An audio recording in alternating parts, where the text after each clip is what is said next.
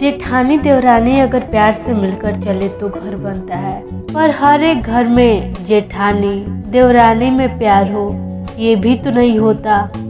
ये कहानी है किसी गांव में रहने वाली आरती की। आरती बचपन से ही गांव में पली बड़ी थी।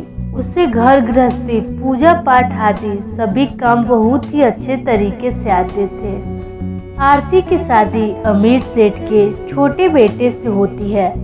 आरती के ससुराल में सास ससुर और उसकी जेठ जेठानी के साथ ही साथ उसकी दादी सास भी रहती थी, जो उम्र में काफी बुजुर्ग हो जाने के कारण हमेशा बिस्तर पे ही लेटी रहती थी।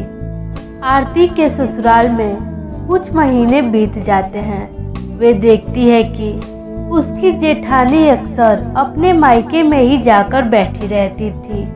आरती देखती है कि जब भी उसकी जेठानी अपने ससुराल आती, घर का एक भी काम नहीं करती। अगर उनकी सास कुछ बोले तो वे आए दिन लड़ाई झगड़े करके अपनी माँ को बुला लेती। जेठानी की माँ भी अपनी बेटी को समझाने की जगह उसी का साथ देती और 1-2 महीने अपनी बेटी के ससुराल में ही जाकर रहती। कभी माँ अपने बेटी के ससुराल में जाकर रहती तो कभी बेटी अपने मायके में बैठी रहती। जेठानी की माँ भी पूरे दिन अपनी बेटी के कान ससुराल वालों के खिलाफ भरती रहती। जेठानी को इतना मायके जाता देख आरती भी अपने माँ से बोलती है कि माँ, मेरी जेठानी आए दिन अपने मायके भागी रहती है और पूरे दिन मुझे ही घर का सारा कामकाज भी करना पड़ता है। माँ, अगर तुम कहो तो मैं भी कुछ दिनों के लिए अपने मायके आ जाती हूँ। जब मेरी सास को घर का सारा काम खुद करना पड़ेगा तभी उनको मेरी अहमियत समझ में आएगी। आरती की माँ बोलती है, तुम अपने ससुराल अपनी अहमियत समझाने नहीं बल्कि बहू का फर्ज निभाने गई हो। अगर तुम्हारी जेठानी घर पे हो और तुम्हारी सास तुम्हें मायके जाने की परमिशन दे, तुम तभी यहाँ आना, क्योंकि वहाँ किसी न किसी का रहना भी जरूरी है।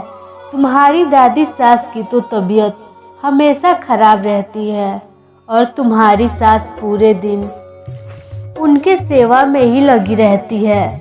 और मैंने तुम्हें ऐसे संस्कार तो नहीं दिए कि तुम अपने से बड़ों का निरादर करो। देवरानी अपनी माँ का फोन रखते हुए बोलती है, एक मेरे मायके वाले हैं जो मुझे बुलाना ही नहीं चाहते और एक जेठानी के जो ससुराल में एक दिन भी रहने नहीं देते। देवरानी उदास मन से फिर से अपने घर के कामों में लग जाती है। आरती को पूरा दिन काम करता देख जेठ को थोड़ा सा भी अच्छा नहीं लगता और वे अपनी पत्नी से मायके से घर आने के लिए बोलता है, पर पत्नी को ये बात जरा भी नहीं भाता और पति पत्नी के बीच झगड़े होने लगते हैं। जेठानी की माँ भी अपनी बेटी का ही साथ देते हुए अपने जमाई को काफी भला बुरा बोलती है। गुस्से में जेठ भी अपनी पत्नी को हमेशा के लिए मायके में ही रहने और वहीं रहकर बच्चों को पढ़ाने के लिए बोलता है। जेठानी की माँ भी बड़ी शान से अपनी बेटी को अपने पास रखने के लिए तैयार हो जाती है, पर कुछ साल तो जेठानी अपने मायके में अपनी माँ के साथ बड़े ऐशो आराम से रहती है। पर जेठानी की भाभी हमेशा के लिए अपनी ननद को मायके में देख वे भी अपने मायके बार बार जाने लगती है। इससे घर का सारा काम जेठानी और उसकी माँ को ही करने पड़ते थे। पर भाभी के आते ही दोनों माँ बेटी पूरे दिन आराम करती और सारा काम जेठानी अपने भाभी से ही करवाती। अपनी ननद के इस व्यवहार से उसकी भाभी काफी ज्यादा परेशान हो गई थी, पर घर पर उसकी सास का राज्य था इसलिए वे कुछ नहीं बोल पाती। एक दिन अचानक जेठानी की माँ की मृत्यु हो जाती है। उसकी माँ के मृत्यु के बाद जेठानी के ससुराल के लोग उसकी देवरानी, सास, पति भी पहुंचते हैं और जेठानी अपने ससुराल वालों से बात तक नहीं करती।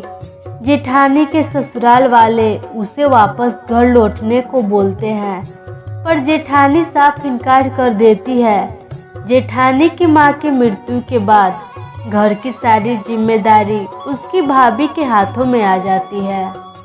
मां की मृत्यु के बाद जेठानी और उसकी भाभी में आए दिन झगड़े होते रहते हैं। यहाँ तक कि जेठानी की भाभी घर का सारा काम भी जेठानी से ही करवाती है और कुछ भी बोले तो भाभी समेत भाई से भी उसकी लड़ाइयाँ होती है।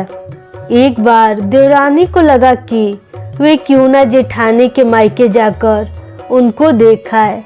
देवरानी जेठानी के मायके जाती है।